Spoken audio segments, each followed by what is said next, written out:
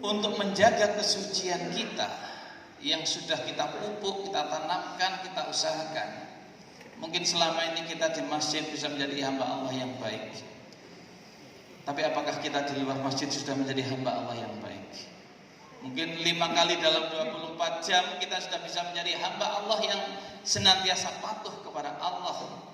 Tapi apakah di luar 5 waktu dalam 24 jam itu kita sudah menjadi hamba Allah yang patuh kepada Allah? Dalam Quran surat Al-Mu'minun, qad aflahal mu'minun, sungguh beruntunglah orang-orang yang beriman. Yang bagaimana? Yaitu alladzina hum fi sholatihim khashi'un, orang-orang yang senantiasa mendirikan, menegakkan di atas keimanannya itu dengan sholat secara khusyuk. Karena sholat adalah merupakan simbol kepatuhan kita. Jadi sholat itu adalah simbol kepatuhan kita kepada Allah. Kenapa sholat itu diawali dengan takbiratul ihram, mengangkat kedua tangan? Kenapa? Ini simbol penyerahan diri. Jadi seorang hamba Allah, seorang manusia, ya, ketika membuat kesalahan di muka bumi saja, kemudian dia berhadapan dengan penegak hukum, ketika dia sudah mengangkat kedua tangannya, artinya angkat tangan, maka tidak boleh seorang penegak hukum menembak dengan begitu saja. Enggak boleh, dia melanggar HAM. Karena apa? Karena dia sudah menyerahkan diri. Kita kepada Allah juga begitu. 5 kali dalam 24 jam kita hendaknya menyerahkan diri kepada Allah. Dan sebaik-baik menyerahkan diri itu adalah sholat, dan sebaik-baik sholat adalah ketika dikerjakan secara khusyuk. Nah, ini. Apakah sholat sudah cukup? Dalam ayat 3 Quran surat Al-Mu'minun, walladzina hum 'anil lagwi mu'ridun. Kalau sholat mungkin ukurannya di dalam masjid, tapi bagaimana di luar sholat? Yaitu orang-orang yang senantiasa bisa menjaga diri dari perbuatan-perbuatan yang tidak ada manfaatnya. Makanya disebut dalam hadis yang sangat populer, khairun nas anfa'uhum linnas. Manusia yang baik, yang the best itu adalah manusia yang hidupnya bermanfaat bagi sesama. Nah, jadi jangan sampai kita di dalam masjid, tempat ibadah, kita menjadi hamba Allah yang khusyuk, ketaatan kita kepada Allah sangat luar biasa, tapi ketika di luar masjid kita justru menjadi benalu-benalu dalam praktek hidup beribadah. Itu jangan sampai. Oleh karena itu, saya akan lebih banyak sekarang membahas di luar sholat. Nah, bagaimana supaya kita tetap menjadi manusia-manusia yang terbaik, hamba-hamba Allah yang terbaik? Marilah kita waspada dampak peredaran media sosial sekarang yang ada. Kalau kita lihat, Bapak Ibu sekalian, sekarang ini adalah perkembangan teknologi media sosial itu sangat mengerikan, sangat luar biasa. Dan kalau kita lihat dampaknya, jadi kita itu sekarang sudah hidup di dunia virtual namanya. Sebuah dunia yang serba dikendalikan oleh gadget. Sekarang nggak usah sibuk-sibuk lagi. Kalau ada pengajian harus mengedarkan undangan, ketik dulu, diprint dulu, difotokopi dulu, atau dicetak dulu, sudah nggak usah. Karena apa? Cukup dengan gadget kita. Kita cukup mengetik dengan hitungan detik, kita share, sudah selesai sudah. Paparan materi juga begitu. Kalau dulu mungkin harus membuka kitab, ya, duduk manis dan sebagainya, sekarang bisa ngaji tahu sama tahu. Nah, gitu. Ngaji tahu sama tahu. Makanya sudah ya mendekati sempurna lah. Saya kira kalau seorang dai, seorang mubaligh itu ketika menyajikan sebuah kajian itu sudah tidak ada sebuah kebohongan lagi. Tidak ada sebuah ayat yang disembunyikan, hadis yang disembunyikan. Karena apa? Kita tahu sama tahu. Zamannya adalah zaman terbuka. Itulah zaman digital. Nah, dunia informasi sekarang sangat mengerikan sekali. Kalau tidak bisa manfaatkan, tapi kalau bisa manfaatkan dengan baik itu akan sangat luar biasa. Nah, ya. Apa yang ada dalam dunia teknologi ini, teknologi informasi ini, kalau kita lihat, coba kita lihat dampak negatif gadget adalah maraknya judi online dan pornografi. Ini yang sangat menyedihkan. Ini dampak negatifnya. Jadi sekarang yang namanya judi online, masya Allah, luar biasa. Saya itu kebetulan ya namanya seorang dai. Itu kalau ahad ini hampir keliling sudah. Dulu masih ketua lembaga dakwah komunitas di Jawa Timur, itu keliling hampir seluruh Jawa Timur. Sekarang dapat amanah sebagai ketua lembaga komunitas pimpinan pusat, juga harus keliling di seluruh Indonesia, bahkan ke BCIM yang ada di luar negeri. Tidak jarang saya kadang-kadang itu ketika malam hari perjalanan, ya, itu mampir dulu ke warkop atau ke kafe atau sekedar ke warung ngopi dan sebagainya. Kadang-kadang melihat anak-anak kita itu masya Allah begitu khusyuknya dengan gadget. Ya. Itu kalau saya ente pelan-pelan, masya Allah, ternyata mereka itu satu sama lain sudah tidak saling ngereken itu ya.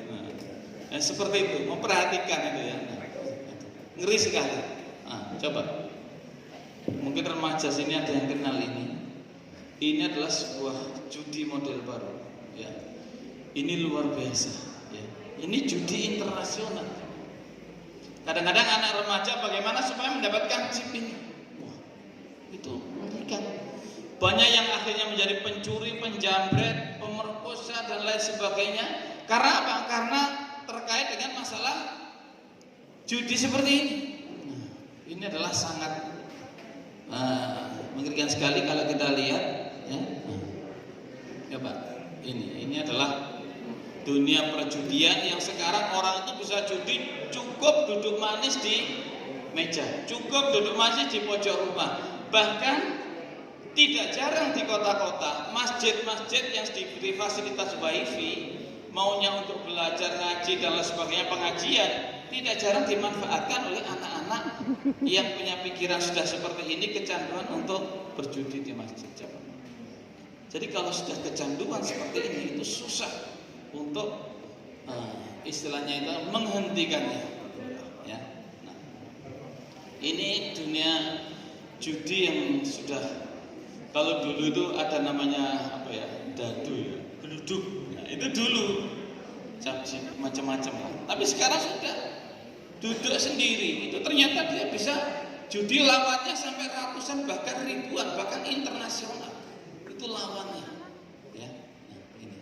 Saya beberapa waktu kapan hari saya sempat melakukan rihlah dakwah di LDK ke Malaysia. Saya sempat diajak oleh teman PCI Malaysia ke salah satu tempat, di situ ternyata adalah pusat judi internasional. Kita nggak bisa masuk ke situ walaupun sebagai dakwah komunitas untuk menembus situ nggak akan bisa kita, karena terproteksi dengan luar biasa.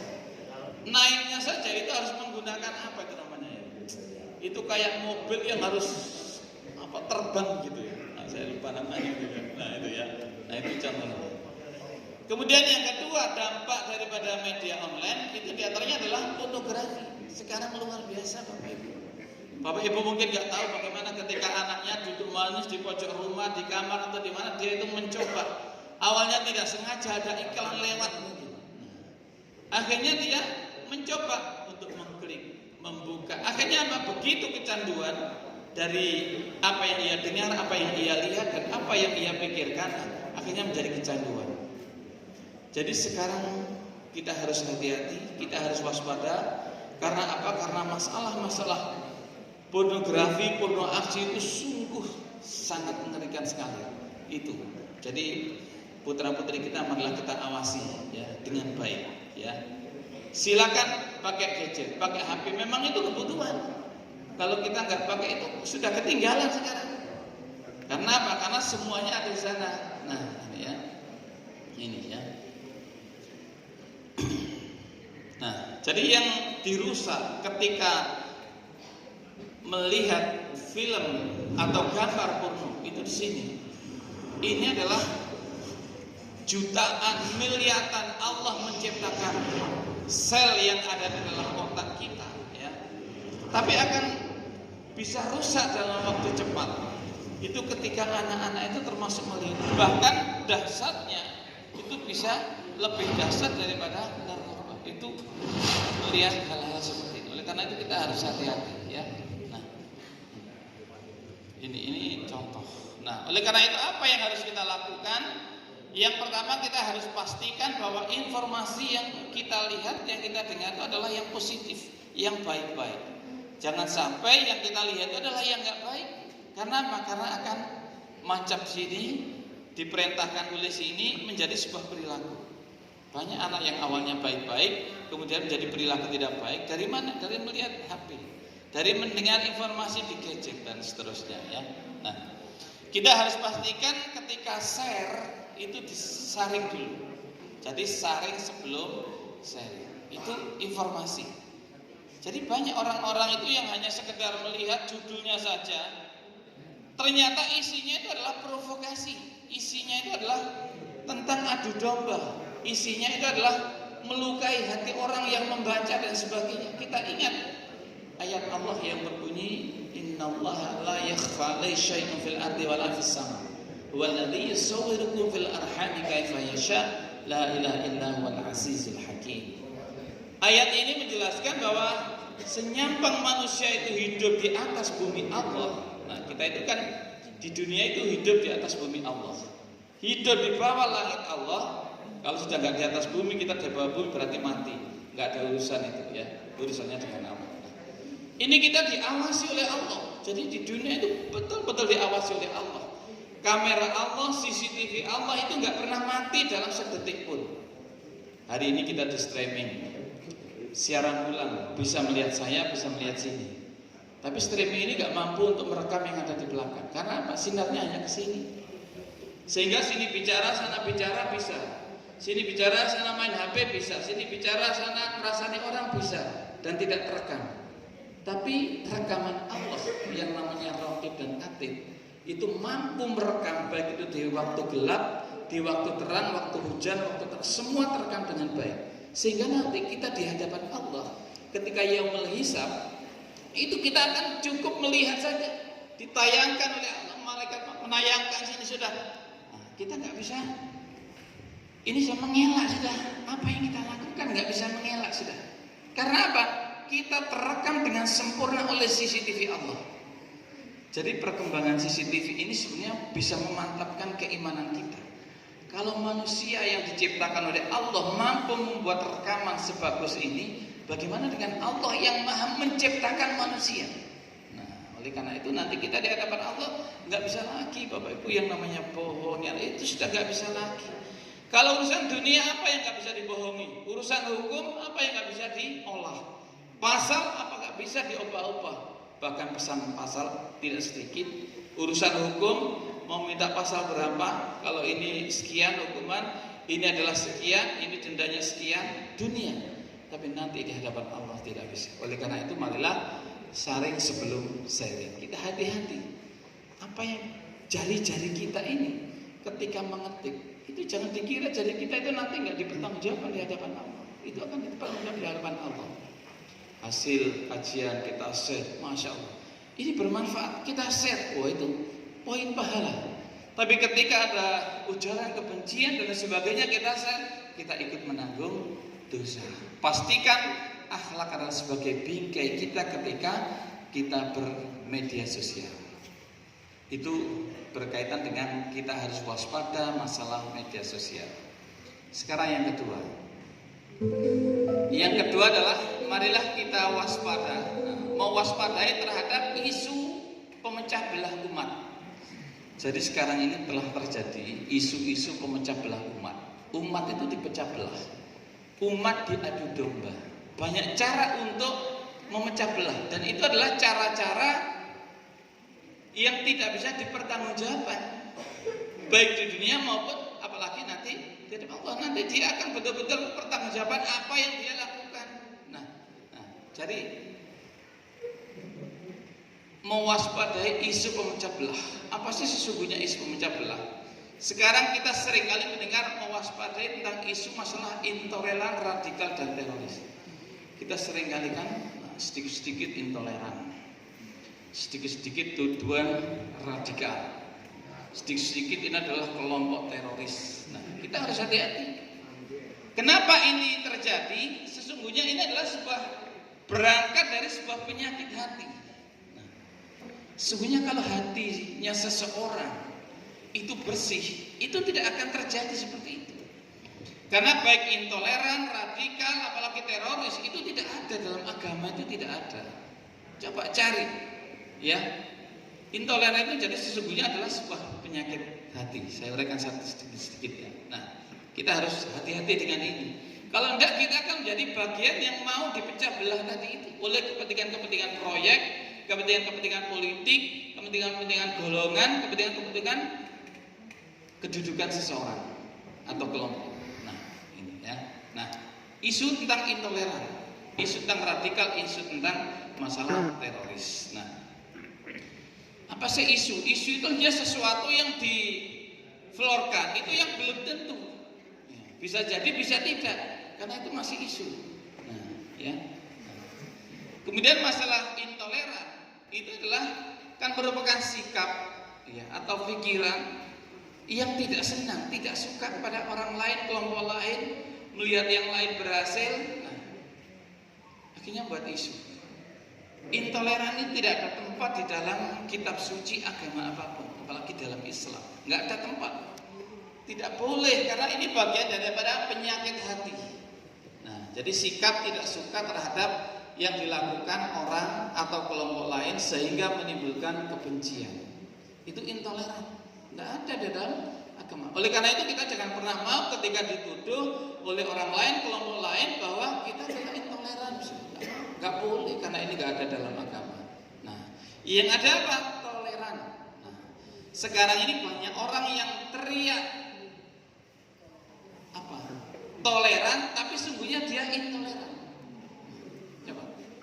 Orang yang kadang-kadang menuduh, pidato dengan menggebu-gebu, ya, bahwa sekarang ini telah muncul kelompok-kelompok intoleran. Nah, itu sebenarnya dia itu intoleran, karena dia telah menuduh. Begitu. Karena dia telah menuduh tanpa bukti, kadang-kadang begitu. Nah, itu kita harus hati-hati. Tuduhan-tuduhan seperti ini nggak boleh dibiarkan.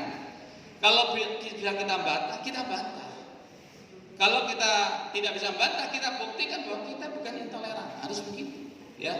Karena ini bagian daripada masalah-masalah politik, masalah-masalah pemecah belah umat. Siapa yang beruntung? Ya yang pecah belah. Sekarang kan bisa semuanya serba istilahnya itu atau sebagai cara-cara untuk memecah belah seperti itu. Itu intoleran. Nah, jadi intoleran itu adalah sebuah pemikiran. Nah, apa itu radikal? Radikal itu adalah rencana jahat yang ditimbulkan akibat dari intoleran yang dibiarkan. Jadi sesungguhnya radikal itu dalam agama juga tidak ada. Tapi apa yang dituduhkan itu kadang-kadang salah alamat, ya, salah alamat.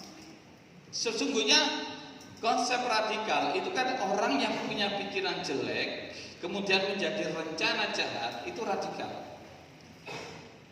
Ya memang ada, tapi sesungguhnya itu adalah mungkin bagian kecil saja, ya, sebagian kecil saja, ya, yang tidak harus dibesar-besarkan, apalagi menjadi sebuah katakan sebuah proyek itulah. Nah ini ya, nah jadi radikal itu tidak akan terjadi kalau tidak ada yang namanya intoleran. Jadi intoleran adalah sebuah pemikiran, penyakit hati, sifat, sikap, akhirnya menjadi rencana jahat, itu namanya radikal. Rencana jahat dibiarkan, maka akan menjadi yang namanya aksi teror atau disebut di sini teroris atau terorisme, itu menjadi sebuah faham. Jadi ini adalah sebuah alur yang sekarang itu banyak dibahas di seminar-seminar, di diklat-diklat dan seterusnya. Oleh karena itu kita harus hati-hati yang kadang-kadang tuduhan-tuduhan terhadap masalah isu intoleran, radikal dan teroris itu ketika menyasar kelompok-kelompok yang sesungguhnya itu tidak bersalah. Itu harus kita hati-hati, ya. Jadi intoleran itu adalah isu intoleran sesungguhnya bagian dari amunisi perang modern atau proxy war. Jadi kalau boleh saya katakan intoleran itu adalah sebuah amunisi. Amunisi itu peluru. Bapak Ibu, kalau dulu itu perang dunia kedua, pertama itu kan namanya perang itu kan ada musuhnya jelas. Tentara datang bawa senjata, bawa nuklir, bawa itu jelas. Tapi dalam perang modern atau dalam proxy war ini, itu sekarang perang tidak membawa itu. Perang itu cukup dengan isu saja cukup, itu bisa menjadi pemecah belah. Nah, ya itu. Jadi amunisi perang modern atau proxy war itu adalah berupa isu termasuk berupa narkoba. Jadi peredaran narkoba itu bagian daripada perang modern untuk membunuh lawan, tapi cukup dalangnya pemainnya itu duduk manis saja. Itu sekarang isu sudah dilempar sudah. Bagaimana perkembangannya? Jadi untuk mengukur sesuatu itu cukup dengan isu itu sudah cukup. Nah, selanjutnya isu intoleran seringkali dijadikan sebagai media strategis untuk menuduh pada kelompok agama, ras tertentu dalam upaya memecah belah umat bangsa. Nah, ini hati-hati ya. Kalau di sini hadir Intel, nah tolonglah jangan berusaha untuk mencari kekurangan. Carilah kelebihan orang lain. Karena kalau di dalam otak kita, pikiran kita yang ada itu hanya pikiran positif, sukanya mencari kekurangan, itu maka yang terjadi ya itu ya yang didapat ya itu. Tapi kalau kita itu misalkan berpikir positif, kita akhirnya apa? Nggak suka melihat kekurangan orang lain.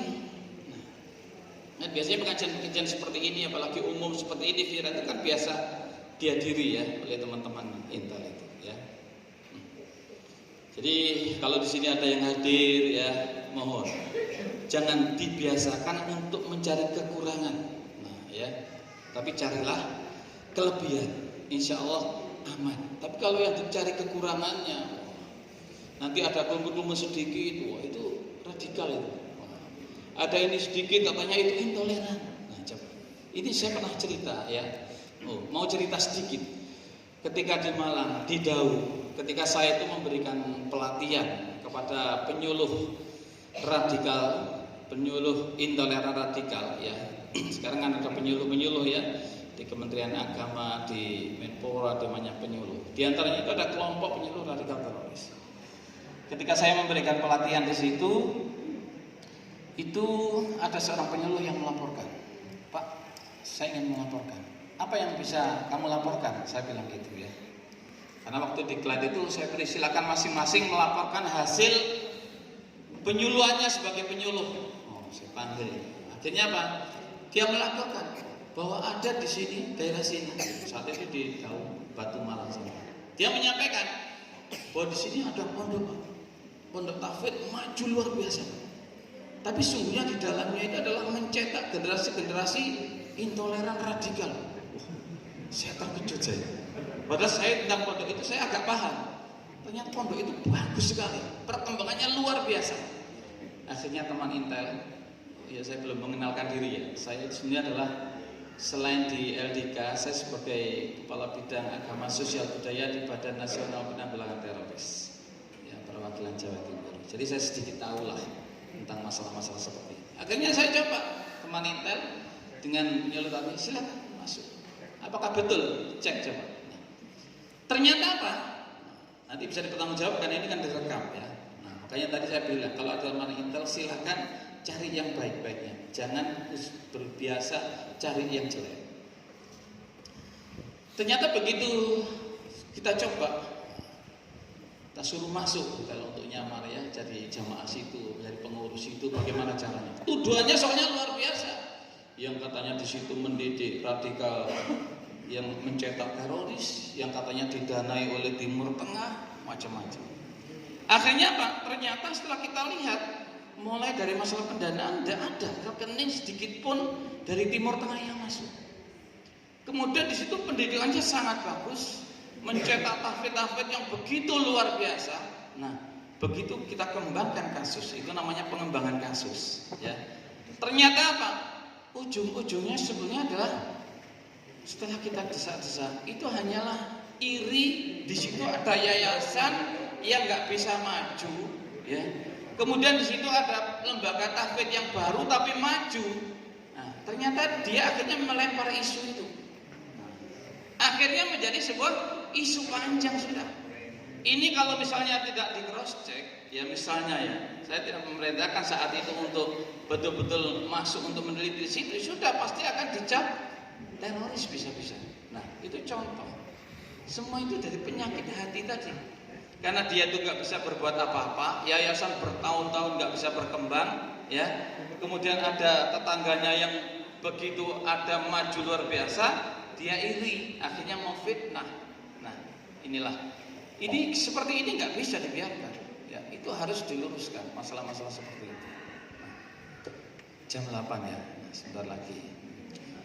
Intoleran sungguhnya adalah penyakit hati dan dilarang di dalam Islam. Intoleran bisa terjadi oleh dan pada siapa saja, tidak pandang saudara bulu rasa agama. Itu bisa terjadi, Pak.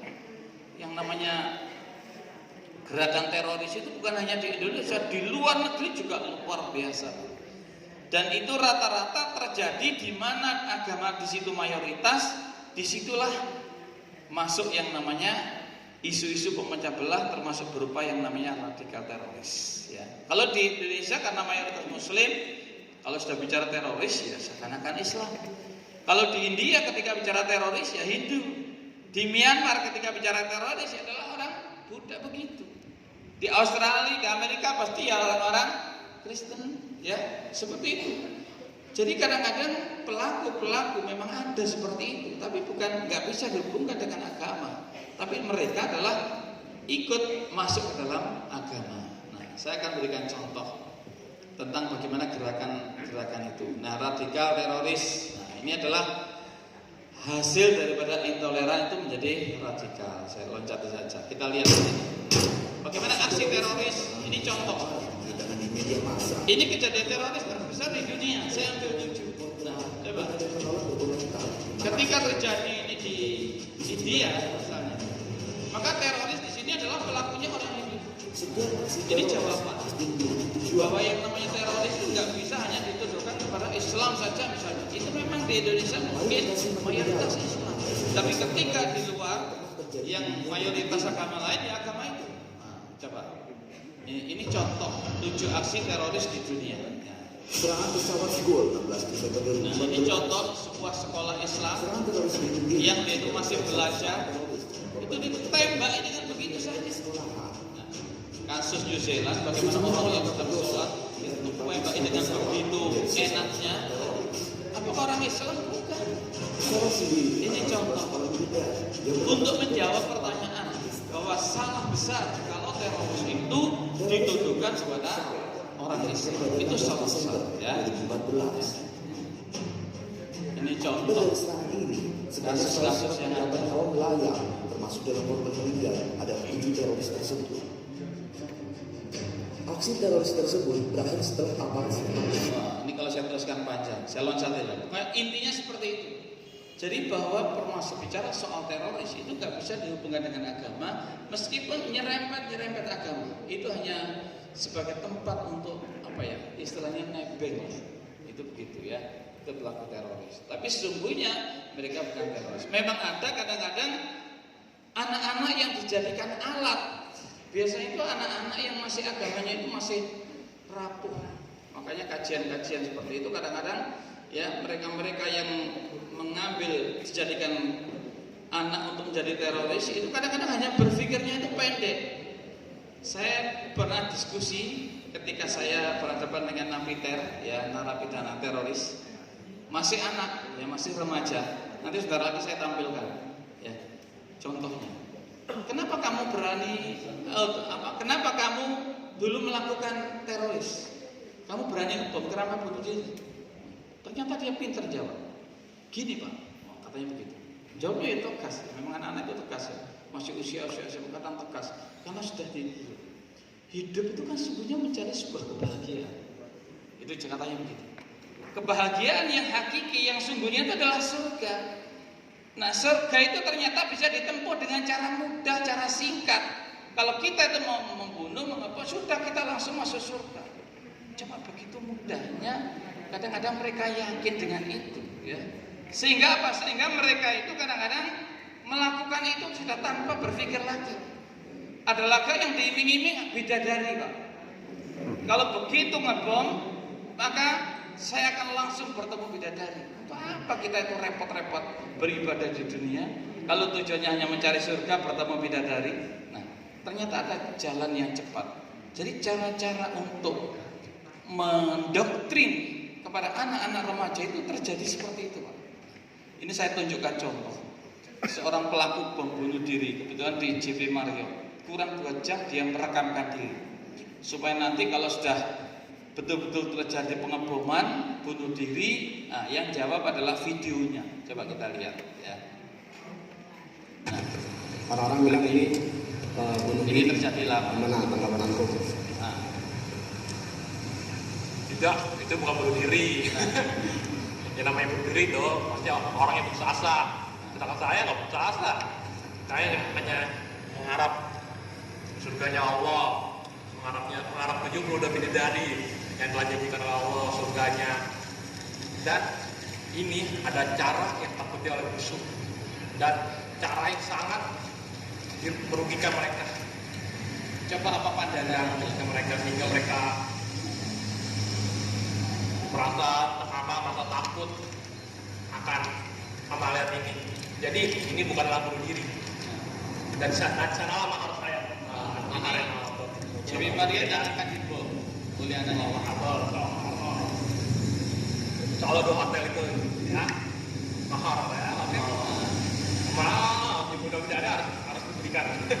Jadi dia mengatakan dengan mengebom ini maka nanti akan disambut oleh 70 bidadari. Ya, sekali lagi ini bukan bunuh diri. Pandangan. Tapi ini adalah perintah yang hukumnya sudah fardu ain. Nah, dia mengatakan itu adalah perintah Siapa yang meninggalkan yang hukumnya fardu ain, maka yang berdosa besar. Nah, itu pandangan mereka. Itu kadang-kadang doktrin kesalahan-kesalahan mereka. Itu kadang-kadang dalam melakukan. Makanya belajar agama itu adalah penting. Bahwa untuk bisa masuk surga itu tidak semudah itu, melalui proses. Ya. Makanya perlu dijelaskan bagaimana Quran surat Al-Asr itu, ya. Beriman dan beramal soleh, bukan beriman beramal salah. Itu beda dikit, tapi itu menentukan, ya. Nah, satu contoh lagi kesalahan di dalam berijtihad itu kadang-kadang fatal. Ya. Terus yang mendasari apa sebetulnya sehingga kami atau saya pribadi terlibat jadi teroris? Salah satu syariat dalam Islam yaitu jihad fi sabilillah. Nah, ini kadang-kadang jadi, kenapa ini ya saya sampai akhirnya sampai pergi ke Afghanistan ikut belajar militer di sana, kemudian sampai bertahun-tahun, itu dasar utamanya adalah dasar jihad. Jadi kadang-kadang di dalam memahami jihad itu masih seperti itu. Ya, kalau di Muhammadiyah kan enggak ya. Jihad itu ya sudah jihad, membangun sekolah, membangun panti asuhan, mendirikan lembaga-lembaga tajdid, lembaga dai-dai komunitas yang bisa mengentas komunitas-komunitas, ya, berbagai macam komunitas. Nah, itu Muhammadiyah, ya. Bukan dalam mengartikan sebuah jihad adalah seperti itu. Nah, itu contoh. Kalau seperti ini justru akhirnya apa? Melukai Islam itu sendiri. Nah, sekarang yang terakhir masih bisa dilanjut Pak ya? Yang terakhir. Nah, saya khawatir jam 8 selesai. Yang terakhir adalah mari kita waspada terhadap masalah peredaran narkoba. Jadi permasalahan narkoba itu adalah merupakan senjata perang modern yang disebut proxy war tadi. Saya itu di BNN itu 13 tahun di Badan Narkotika Nasional, 13 tahun sebelum bergeser ke Badan Penanggulangan Teroris. Nah, jadi saya agak sedikit paham bagaimana perkembangan tentang permasalahan narkoba yang menjadi musuh bersama ini. Nah, saya ingin mengajak melihat sedikit demi sedikit, tapi nggak lama, 5-10 menit lah paling lama ya. Modus peredaran narkoba. Saya tidak menunjukkan jenisnya, tapi langsung ke modusnya saja. Bahwa narkoba itu adalah peredarannya itu bisa kapan saja, terjadi di mana saja, tidak memandang siapa dia. Itu narkoba. Siapapun bisa menjadi sasaran narkoba. Nah, coba kita dengarkan. Indonesia darurat narkoba. Nah, ini berita, Pak. Perkembangan zaman dan teknologi yang terjadi saat ini ternyata dimanfaatkan oleh para pelaku pengedar narkoba. Nah, narkoba jenis baru, Pak. Coba kita Berbagai lihat. jenis narkoba yang disulap menjadi bentuk baru kini mulai tren di Indonesia. Salah satunya adalah ganja dalam bentuk cair. Nah, narkoba sekarang itu sudah banyak yang berbentuk cair. Nah, modus yang menggunakan Sejak rokok legalitas elektrik. rokok elektrik atau vape direstui pemerintah Indonesia melalui tarif cukai, bisnis vape semakin menggeliat. Di tahun 2018, pendapatan cukai dari sektor liquid rokok elektrik ini bisa mencapai lebih dari 200 miliar rupiah. Mewabahnya tren rokok elektrik ini ternyata tak lepas dari cengkraman pengedar-pengedar narkoba.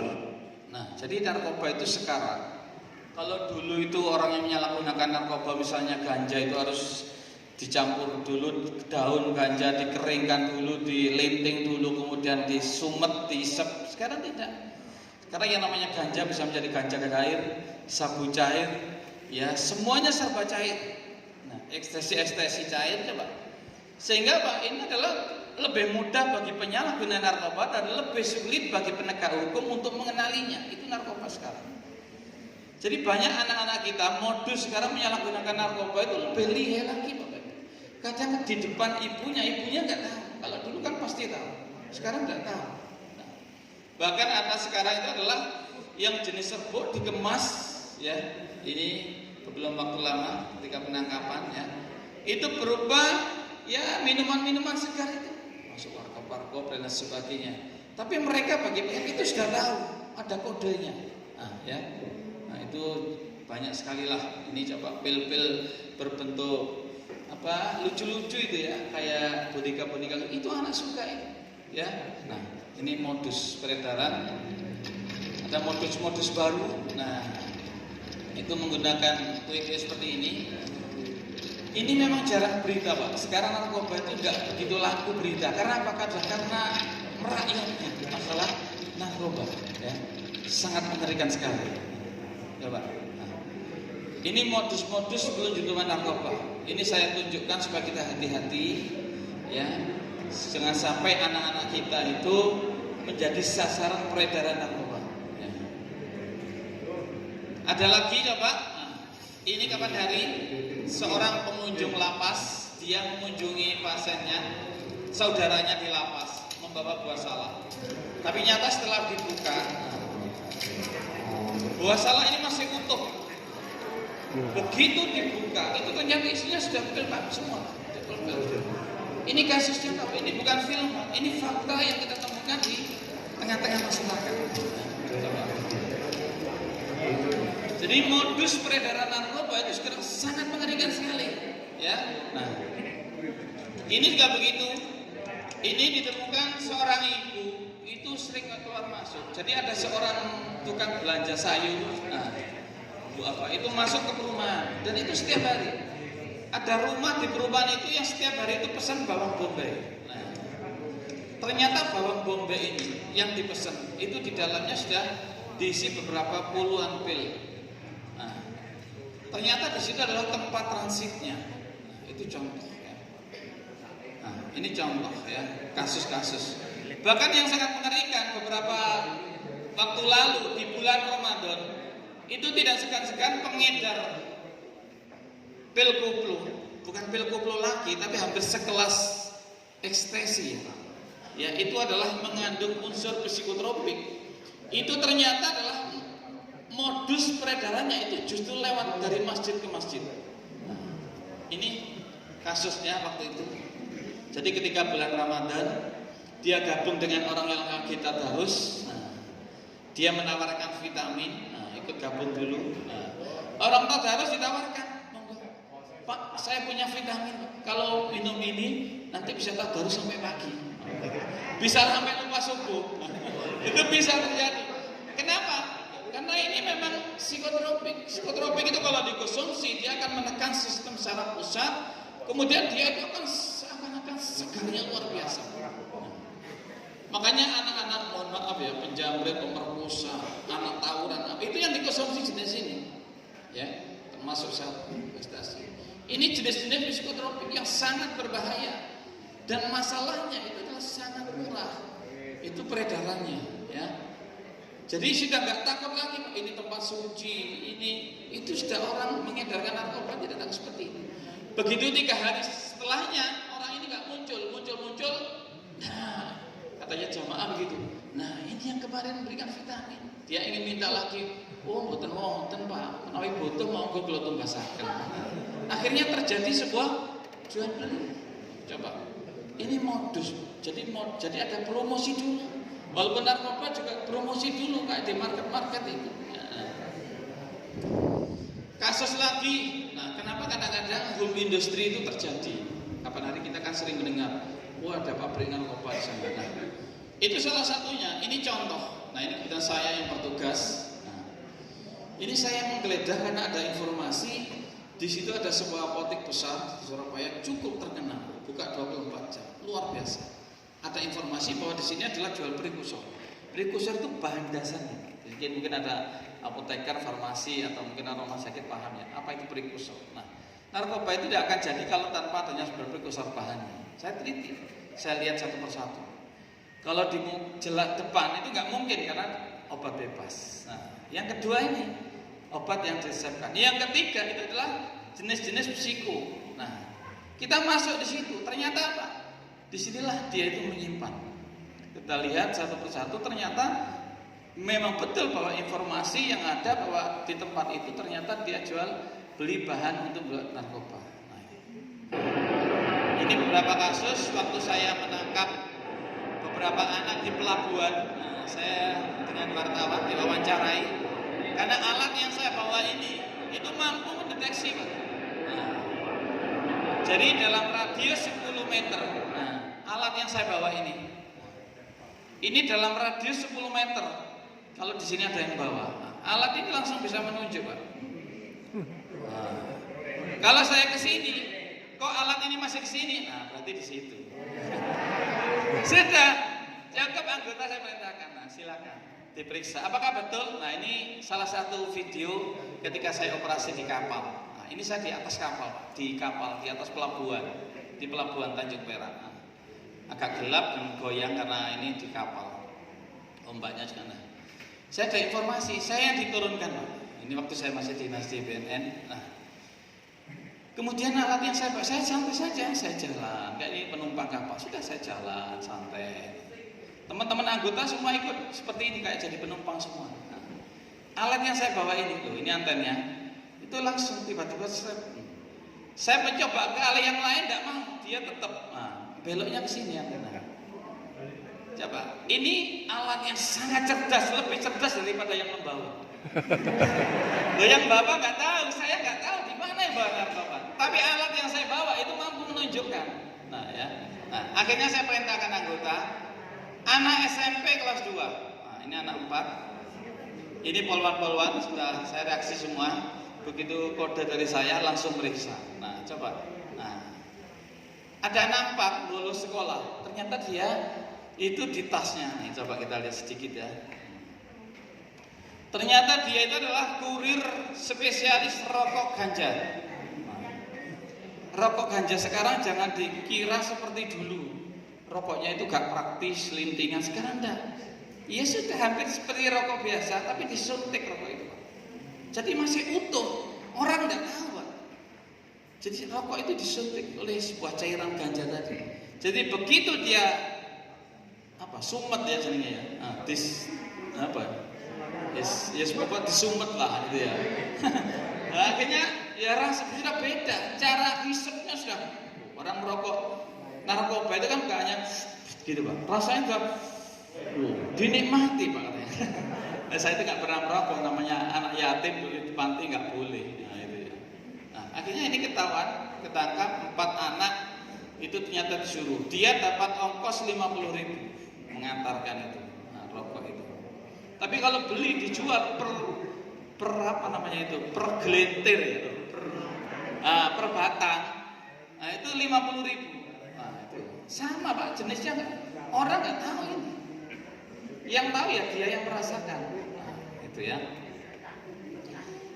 Contoh lain, nah ini kasus ketika kita menangkap di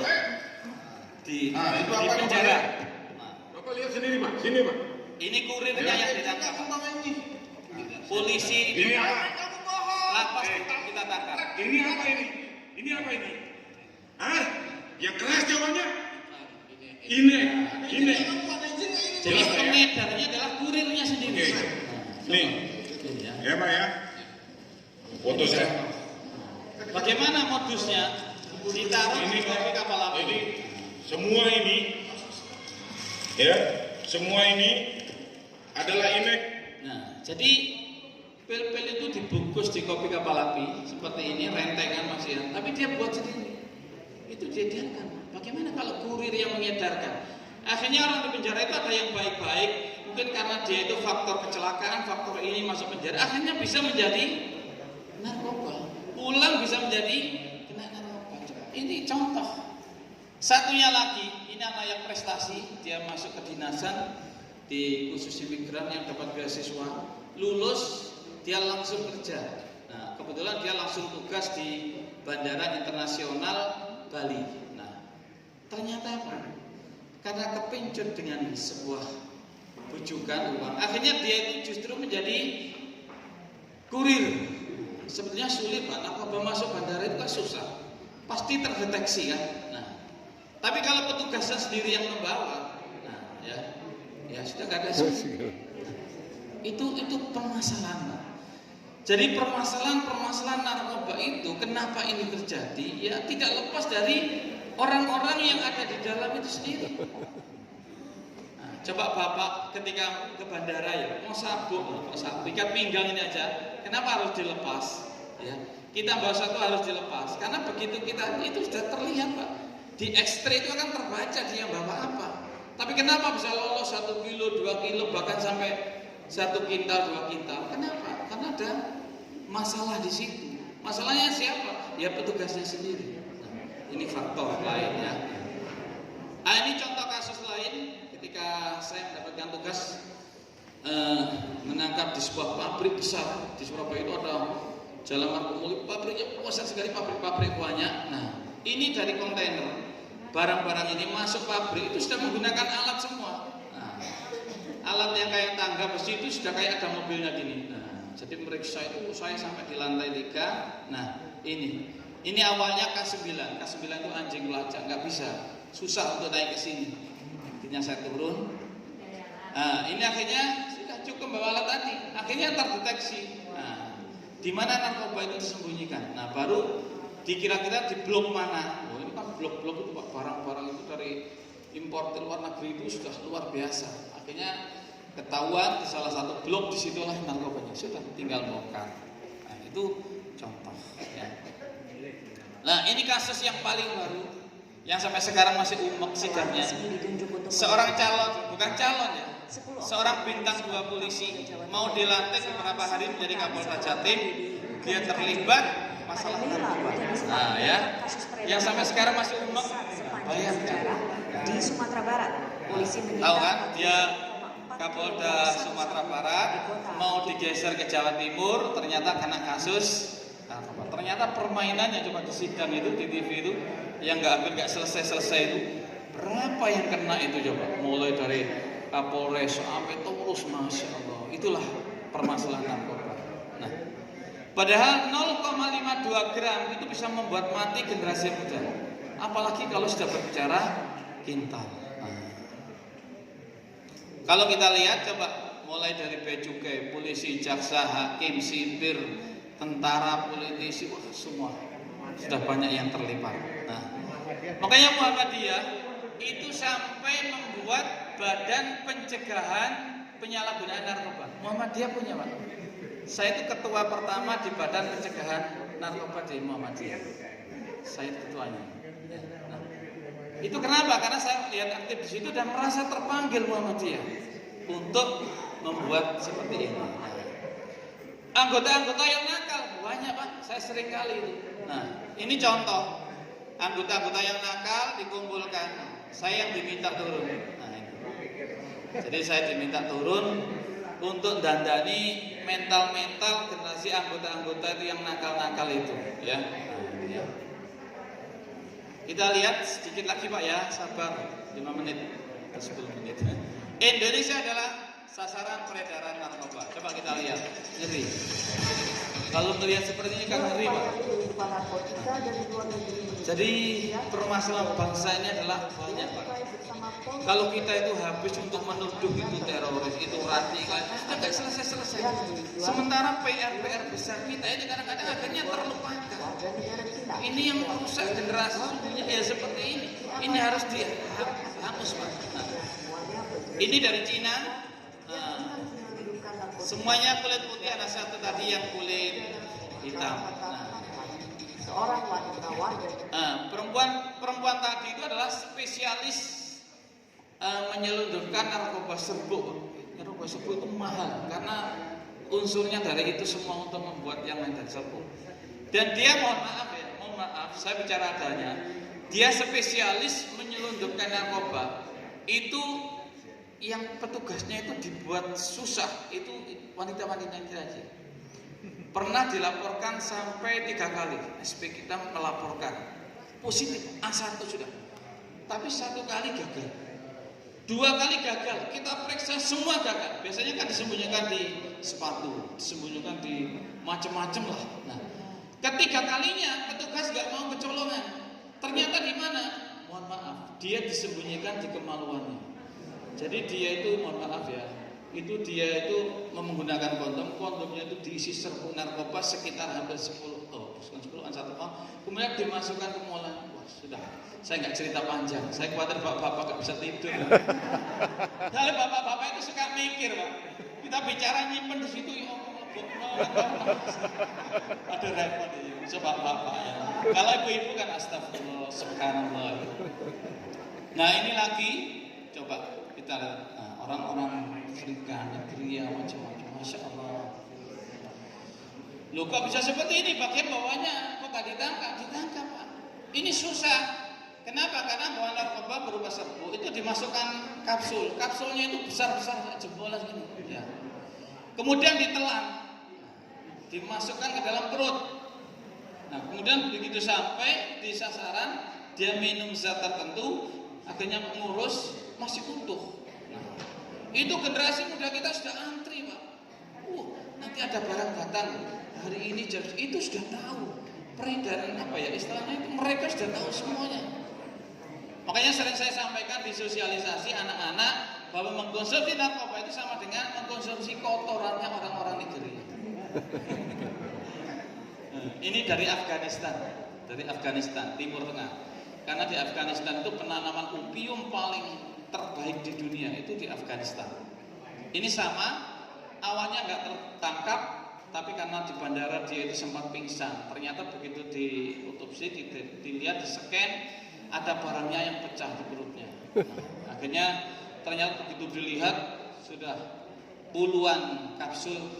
Yang paling mengerikan jauh sebelum, ya agak jauh ini, beberapa tahun yang lalu itu dari Malaysia, itu seorang bayi dibelah, organ tubuhnya diambil, diisi 2 kg heroin.